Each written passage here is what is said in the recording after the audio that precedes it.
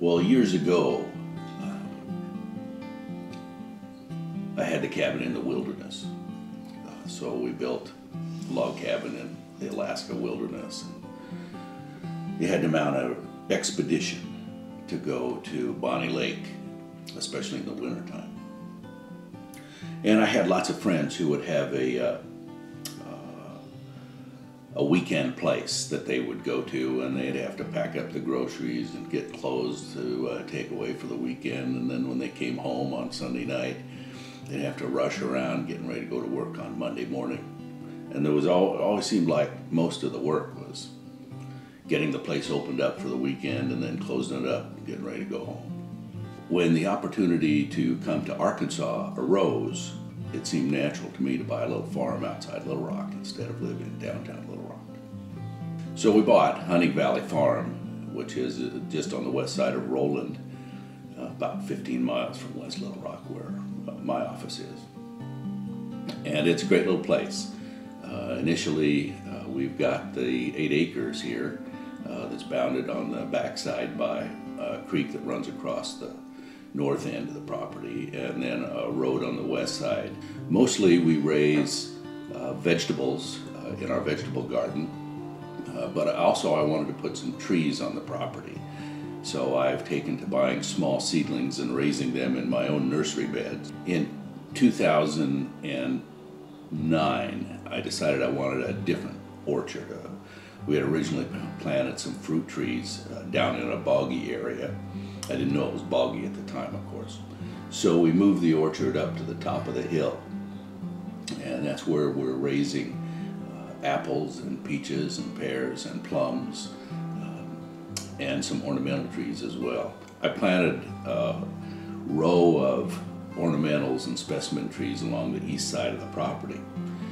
This just to form a little forest between us and our neighbors to the east.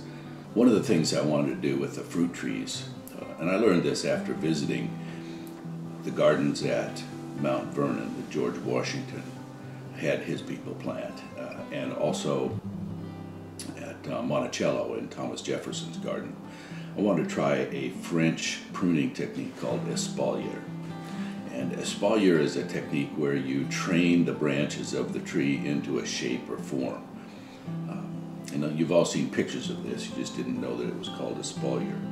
So we're developing this fence over on the south side of the property, kind of in on the southwest corner, where we'll have a fence made out of apple trees. Most of our gardening is vertical vegetable gardening.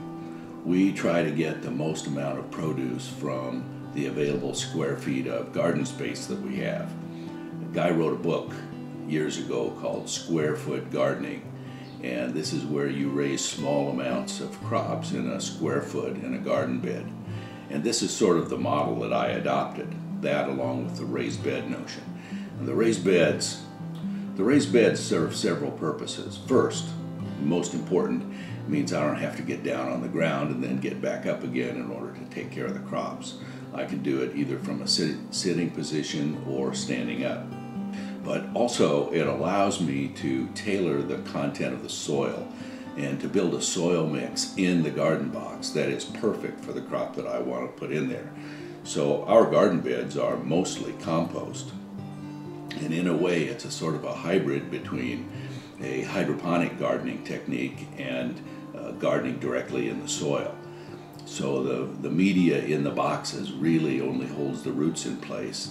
The fertilizer injector puts the nutrients into the water, and all of the garden boxes have drip irrigation on them that provides exactly the right amount of water for the plant that's necessary. By providing the same constant amount of water into the soil, the plant will build a root system that's exactly tailored to the needs of the plant. Like any farm, there are more things to do than there are hours to do them. Next year there will be more trees to plant, more tomatoes to plant, more chicks to brood, new crops to explore, beehives to build and finish, new construction projects, a new shop and a new hen house next year. Even though I know I won't get everything done on Saturday and Sunday when I wake up and go out to start my work, I still take joy in doing all of those things. I'm pretty sure that the time I spent riding my tractor doesn't really count against my lifespan.